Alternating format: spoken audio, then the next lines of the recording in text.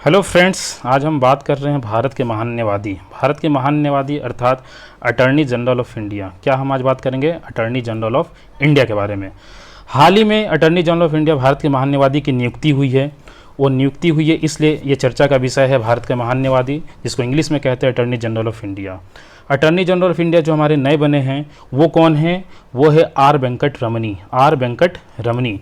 ये supreme court के एक वरिष्ठ वकील रहे हैं और इनका इतिहास भी है, हम देखते हैं क्या है।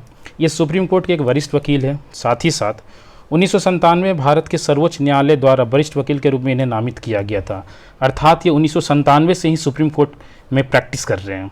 सुप्रीम कोर्ट में भारत सरकार के वरिष्ठ अधिवक्ता पैनल में भी ये रह चुके हैं और क्या है, विधि आयोग के सदस्य के रूप में भी ये कार्य कर चुके हैं। तो ये हमारे जो अटॉर्नी जनरल ऑफ इंडिया है आर वेंकट रमनी, उनका इतिहास है। अब कुछ और पॉइंट्स हम देखते हैं अटॉर्नी जनरल के बारे में। क्या होता है अटॉर्नी जनरल, इनका कार्य क्या है, इनकी नियुक्ति कैसी होती है, इनका कार्यकाल क्या होता है, इन सारे चर्चा का विषय हम करेंगे इस वीडियो में। तो अब हम देखते हैं क्या है। तो हमारा जो पहला पॉइंट है, भारत के सर्वोच्च कानून अधिकारी होते हैं अटॉर्नी जनरल। कौन होते हैं? अटॉर्नी जनरल, यानी कि भारत के महान न्यायवादी। अटॉर्नी जनरल सर्वोच्च कानून अधिकारी होता है। एक और पोस्ट हम चर्चा में सुनते हैं solicitor general of India, SG. Solicitor general of India क्या होते हैं? बेसिकली ये अटॉर्नी जनरल की मदद करते हैं। यह न्यायिक मामलों में अटॉर्नी जनरल की क्या करते हैं? मदद करते हैं। वैसे बता दो कि सॉलिसिटर जनरल ऑफ इंडिया का जो पद है संविधान में कहीं भी मेंशन नहीं है, संविधान में कहीं भी मेंशन नहीं है। सॉलिसिटर जनरल की मदद के लिए 4 एडिशनल सॉलिसिटर जनरल भी होते हैं, 4 एडिशनल सॉलिसिटर जनरल भी होते हैं। अब हम बात करते हैं solicitor general of India, additional जो अटॉर्नी जनरल ऑफ इंडिया है, अटॉर्नी जनरल ऑफ इंडिया की नियुक्ति के बारे में। तो जो अटॉर्नी जनरल ऑफ इंडिया हैं, इनकी नियुक्ति के संबंध में भारतीय संविधान के अनुच्छेद 76 में इनकी नियुक्ति के संबंध में दिया गया है कि इनकी नियुक्ति कैसी होती है। तो इनकी नियुक्ति कौन करता है? नियुक्ति करते हैं राष्ट्रपति। तो जैसा हम सभी जानते हैं नियुक्ति राष्ट्रपति के द्वारा होती है, लेकिन ये सरकार की सलाह पर, या कह सकते हैं कि मंत्रि परिषद की सलाह पर नियुक्ति की जाती है। मंत्रि परिषद की सलाह पर नियुक्ति की जाती है। अब जो अटॉर्नी जनरल ऑफ इंडिया है, उनकी क्या पात्रता होती है, क्या योग्यता होती है, कौन से व्यक्ति को हम अटॉर्नी जनरल ऑफ इंडिया नियुक्त कर सकते हैं, इसके विषय में देखते हैं। तो इनकी क्या है पात्रता? भारत के महान न्यायाधीश को सर्वोच्च न्यायालय के न्यायाधीश बनने योग्य होना चाहिए। यानी राष्ट्रपति को वैसे व्यक्ति को चुनना है जो सर्वोच्च न्यायालय के न्यायाधीश बनने की योग्यता रखता हो, उस व्यक्ति को भारत का महान न्यायवादी नियुक्त किया जा सकता है। तो अब हम कह सकते हैं कि जो सुप्रीम कोर्ट के न्यायाधीश की योग्यता होगी, वही योग्यता हमारे भारत के महान न्यायवादी की योग्यता होगी। तो कुछ शॉर्ट में हम सुप्रीम कोर्ट के न्यायाधीश की योग्यता को देख लेते हैं। सबसे पहले तो ये ज़रूरी चीज़ है कि वो क्या हो? भारत का नागरिक हो। उसके बाद वह किसी उच्च न्यायालय अथवा 2 या 2 से अधिक न्यायालय में लगातार कम से कम 5 वर्ष तक न्यायाधीश के रूप में कार्य कर चुका हो, यानी 5 वर्ष न्यायाधीश के रूप में कार्य कर चुका हो, या किसी उच्च न्यायालय या न्यायालयों में लगातार 10 वर्ष तक अधिवक्ता रह चुका हो। तो 2 कंडीशन हो गया। पहला कि वो 5 वर्ष तक किसी न्यायाधीश के रूप में कार्य कर चुका है उच्च न्यायालय अथवा 2 या 2 से अधिक न्यायालयों में, या उच्च न्यायालय या न्यायालयों में लगातार 10 वर्ष तक अधिवक्ता रह चुका हो। राष्ट्रपति की दृष्टि में कानून का उच्च कोटि का ज्ञाता होना जरूरी है, क्योंकि जो अटॉर्नी जनरल होते हैं भारत का मुख्य सबसे ऊंचा कानून अधिकारी होता है, तो उन्हें कानून का ज्ञान होना जरूरी है, तभी जाकर वो भारत सरकार को कानूनी मदद कर सकेंगे।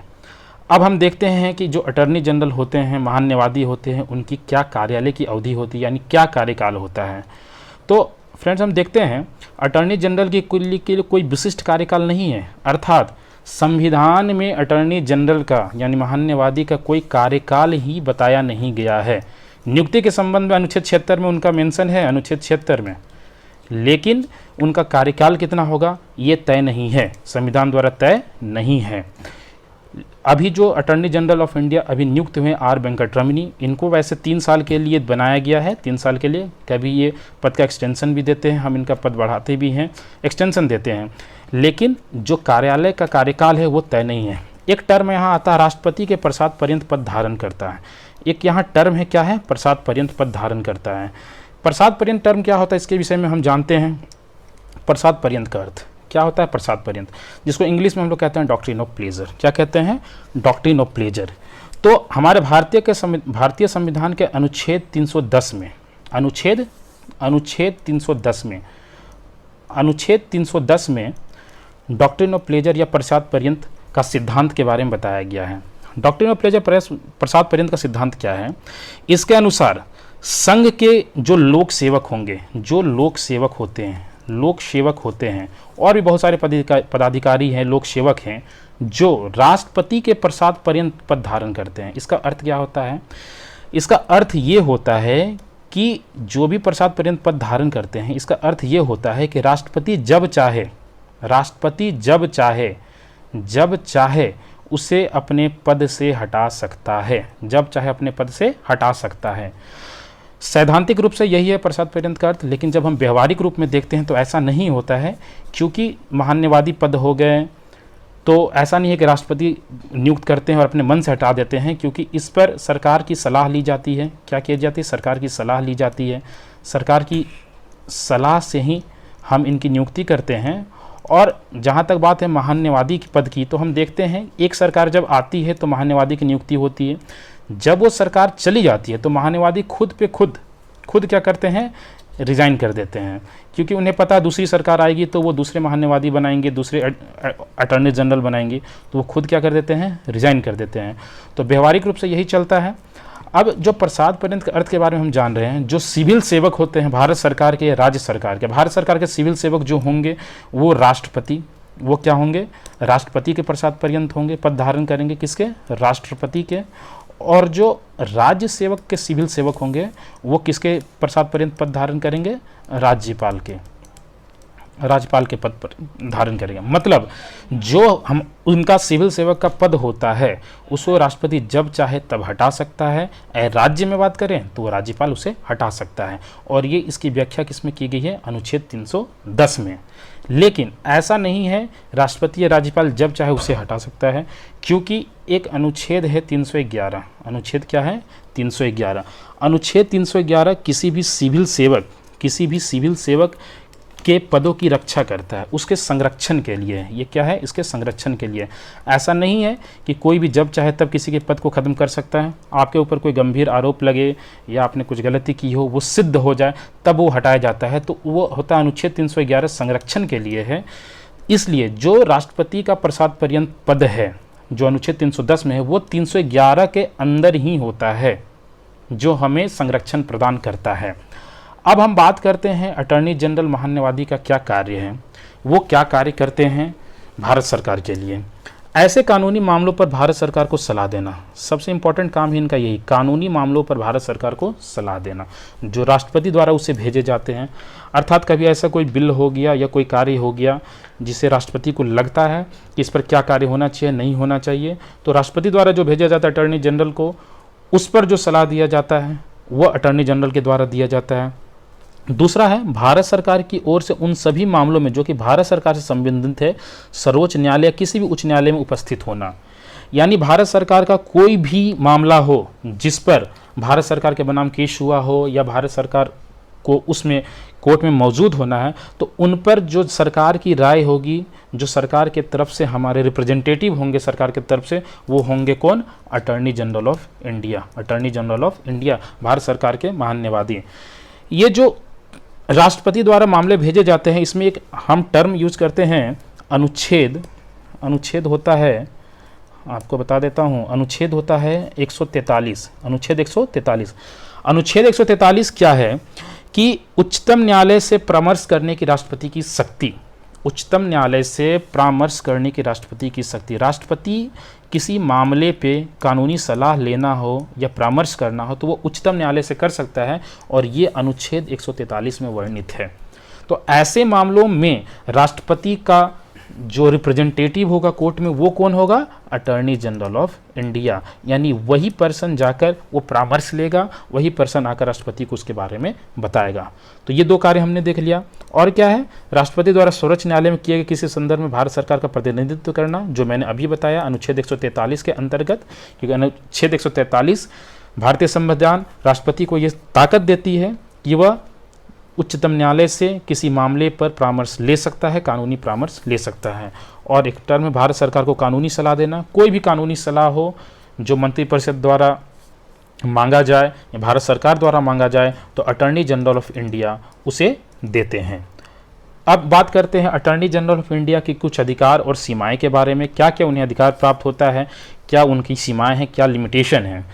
तो सबसे पहले क्या है, उसे संसद के दोनों सदनों या उनकी संयुक्त बैठक में बोलने तथा भाग लेने का अधिकार है। यानी कि वो संसद के किसी भी संसद में सदन में बैठ सकते हैं, बोल सकते हैं, भाग ले सकते हैं, लेकिन वोट देने का अधिकार नहीं है। मतलब किसी भी कार्यवाही में कहीं वोटिंग होती है तो वहाँ पर हमारे attorney general of India vote नहीं दे सकते हैं, लेकिन भाग ले सकते हैं, बैठक में बोल सकते हैं। उन सभी विशेषाधिकारों का हकदार होता है जो एक संसद सदस्य को प्राप्त है। यानी कि जो एक एमपी को अधिकार प्राप्त होते हैं, विशेषाधिकार प्राप्त होते हैं, वो सारे अधिकार जो है महान्यवादी को भी प्राप्त होते हैं। और कुछ पॉइंट्स की हम बात करते हैं। एक पॉइंट आता है कि वह निजी अभ्यास कर सकता है क्योंकि वह सरकारी सेवक की श्रेणी में नहीं आता है। हालांकि उसे भारत सरकार के खिलाफ किसी मामले में सलाह या संक्षिप्त जानकारी देने का अधिकार नहीं है। वह चाहे तो भारत के महान्यवादी के पद पर रहकर निजी प्रैक्टिस भी कर सकते हैं, लेकिन भारत सरकार के खिलाफ किसी कंपनी या किसी फर्म जो कि भारत सरकार के खिलाफ केस किया और उन्हें वो सलाह या जानकारी ऐसा कुछ नहीं दे सकते हैं। लेकिन व्यवहारिक रूप से देखा जाए तो वो निजी प्रैक्टिस नहीं करते हैं। वो जब भारत सरकार के महान्यवादी बनते हैं तो भारत सरकार की ही काम करते हैं, उन्हें कानूनी सलाह देते हैं, उनके लिए कोर्ट में पेश होते हैं, कानून का सलाह का काम करते हैं। अब देखते हैं कुछ टर्म महान्यवादी की सहायता के लिए। महान्यवादी की सहायता के लिए क्योंकि भारत सरकार के कानूनी सलाह को देने के लिए इन्हें काफ़ी बहुत काम करना पड़ता है, जिसकी मदद के लिए उनकी सहायता के लिए सॉलिसिटर जनरल ऑफ इंडिया और भारत के अतिरिक्त सॉलिसिटर जनरल ऑफ इंडिया और दूसरा additional solicitor general of India. तो सॉलिसिटर जनरल ऑफ इंडिया जो होते हैं एक होते हैं और additional solicitor general of India 4 होते हैं, 4 रख सकते हैं। तो ये पहले हो गए महान्यवादी अटॉर्नी जनरल ऑफ इंडिया, दूसरा हो गया सॉलिसिटर जनरल ऑफ इंडिया और 4 additional solicitor general of India पद होते हैं जो कि मदद करते हैं महान्यवादी की।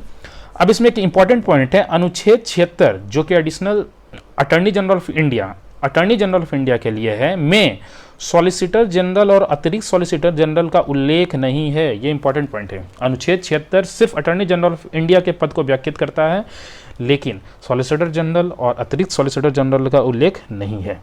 सॉलिसिटर जनरल अटॉर्नी जनरल को उसके आधिकारिक जिम्मेदारी को पूरा करने में सहायता करता है। जैसा कि हमने ऊपर देखा कि जो सॉलिसिटर जनरल का पद है या एडिशनल सॉलिसिटर जनरल का पद है वो अटॉर्नी जनरल की मदद करने के लिए होता है। अब है बात निष्कासन की, क्या हम अटॉर्नी जनरल ऑफ इंडिया को निष्कासित कर सकते हैं, उसे हटा सकते हैं? तो इसमें एक पॉइंट है, महान्यवादी को हटाने की प्रक्रिया और आधार संविधान में नहीं बताए गए हैं। मतलब उसे कैसे हटाना है वो नहीं बताया गया है। ये पहले भी हमने डिस्कस किया था। वह राष्ट्रपति के प्रसाद पर्यंत पद धारण करता है, अर्थात राष्ट्रपति जब चाहे उसे हटा सकता है, जब चाहे उसे रख सकता है। तो ये हो गया कि प्रसाद पर्यंत पद धारण करते हैं। प्रसाद पर्यंत का अर्थ हम लोग पहले समझ चुके हैं। अब आता है भारतीय संविधान का अनुच्छेद 165। अब जब हम बात कर रहे हैं अटॉर्नी जनरल ऑफ इंडिया की, तो उसी प्रकार जिस प्रकार केंद्र में अटॉर्नी जनरल ऑफ इंडिया होते हैं, उसी प्रकार राज्य में होते हैं एडवोकेट जनरल। क्या होते हैं? एडवोकेट जनरल, जिसको कहते हैं राज्य का महाधिवक्ता। राज्य का महाधिवक्ता। तो जैसा कि solicitor additional attorney general of India Bharat का महान्यवादी केंद्र में होता है, उसी प्रकार राज्य में होता है राज्य का महाधिवक्ता एडवोकेट जनरल। प्रत्येक राज्य का राज्यपाल राज्य के मंत्री परिषद की सलाह पर, किसके सलाह पर? मंत्री परिषद की सलाह पर राज्य के महाधिवक्ता की नियुक्ति करता है। जिस प्रकार हमने देखा कि केंद्र के सलाह पर राष्ट्रपति भारत के महान्यवादी की नियुक्ति करता, उसी प्रकार राज्यपाल राज्य के मंत्री परिषद की सलाह पर राज्य के महाधिवक्ता की नियुक्ति करता है, जिसे इंग्लिश में हम कहते हैं एडवोकेट जनरल। वह उच्च न्यायालय में न्यायाधीश के रूप में नियुक्त होने योग्य होना चाहिए। तो वही बात होगी जैसे उसकी योग्यता है, जिस तरह से केंद्र में थी कि वह उच्चतम न्यायालय के न्यायाधीश नियुक्त होने की योग्यता होनी चाहिए, उसी प्रकार ये उच्च न्यायालय के न्यायाधीश के रूप में नियुक्त होने की योग्यता होनी चाहिए। महाधिवक्ता का कार्य क्या है? जिस प्रकार हमने देखा केंद्र सरकार में महान्यवादी का, उसी प्रकार इनका भी कार्य वही है। वह राज्य की सरकार को विधि संबंधी ऐसे विषयों पर सलाह दे जो राज्यपाल उसको समय समय पर निर्देशित करे। यानी राज्यपाल उन्हें जिन बातों पे, जिन राय के लिए, जिन कानूनी सलाहों के लिए निर्देशित करे, उसे जो महाधिवक्ता होंगे, एडवोकेट जनरल होंगे, उन्हें सलाह देना है सरकार को। वह राज्य सरकार को कानूनी सलाह देने के लिए जिम्मेदार है। महाधिवक्ता, जिस प्रकार हमने पॉइंट देखा था कि महान्यवादी राष्ट्रपति के प्रसाद पर्यंत पद धारण करेगा, उसी प्रकार महाधिवक्ता किसके करेगा? राज्यपाल के पद के, राज्यपाल के प्रसाद पर्यंत पद धारण करेगा और एक ऐसा सर्विक प्राप्त करेगा जो राज्यपाल अवधारित करेगा। अर्थात हम कह सकते हैं कि जो राष्ट्रपति है, जो महान्यवादी है और जो महाधिवक्ता है, महान्यवादी केंद्र के लिए और महाधिवक्ता राज्य के लिए होता है। कुछ इंपॉर्टेंट पॉइंट्स है, कुछ नोट्स है, देख ले। वरीयता क्रम की बात करें तो जो हमारे भारत सरकार के एडिशनल सॉलिसिटर जनरल होते हैं, एडिशनल सॉलिसिटर जनरल होते हैं, वह राज्य के महाधिवक्ता से ऊपर है, वह राज्य के महाधिवक्ता से ऊपर है। यानी जो एडवोकेट जनरल होंगे राज्य के, उससे ऊपर का पोस्ट क्या होगा? Additional solicitor general. उसी प्रकार एक और पॉइंट है, जिस प्रकार केंद्र महान्यायाधीश का कार्य होता है उसी पर महाधिवक्ता कार्य होता है। जैसा मैंने बता दिया, ये हम कंपेयर करके भी समझ सकते हैं कि एडिशनल सॉलिसिटर जनरल जो होता है आपका एडवोकेट जनरल से ऊपर होता है। तो फ्रेंड्स, ये हमारा जो वीडियो था वो भारत के महान्यायवादी के बारे में और कुछ शॉर्ट्स में जानकारी हमने दी, राज्य के महाधिवक्ता के बारे में भी, प्रसाद पर्यंत टर्म को हमने समझा। तो फ्रेंड्स, हमारा चैनल है कॉन्सेप्ट वाला, हम ऐसे ही वीडियो बनाते रहें। तो फ्रेंड्स प्लीज़ आप इस चैनल को सब्सक्राइब करें, लाइक करें और इसे प्यार दें। थैंक यू फ्रेंड्स, आप हमारा वीडियो देखते रहें और हमें प्यार देते रहें। धन्यवाद।